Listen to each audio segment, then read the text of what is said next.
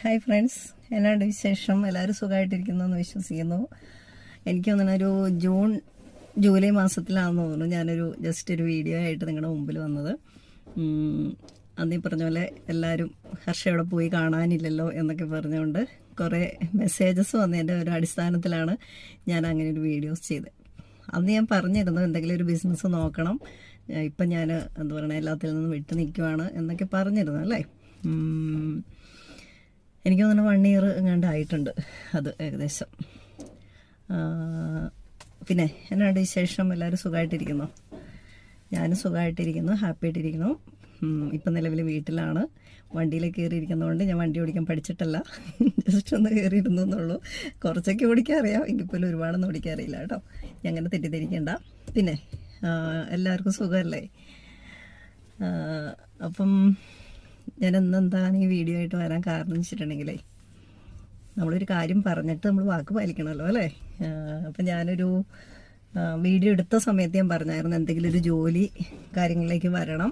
നിലവിൽ ഞാൻ multi state credit cooperative സൊസൈറ്റിയിൽ വർക്ക് ചെയ്യുന്നുണ്ടെന്ന് പറഞ്ഞു.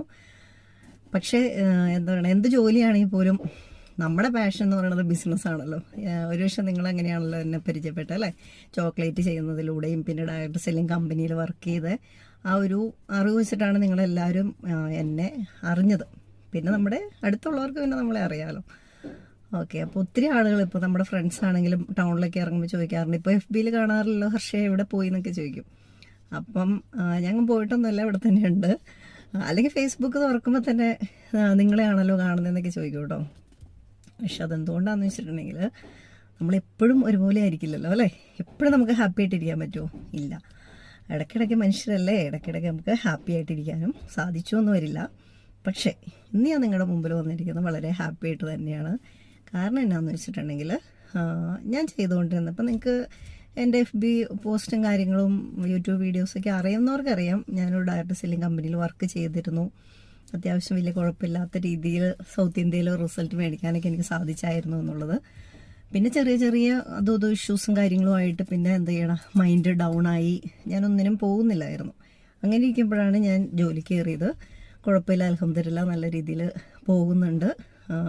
പിന്നെ നമ്മളെ സംബന്ധിച്ചെന്ന് പറഞ്ഞാൽ നമ്മുടെ പാഷൻ കണ്ടെത്തിക്കൊണ്ട് നമ്മൾ മുന്നോട്ട് പോകുമ്പോഴാണല്ലേ നമുക്ക് ശരിക്കും പറഞ്ഞാൽ ഹാപ്പി ആയിട്ടിരിക്കാൻ സാധിക്കുന്നത്.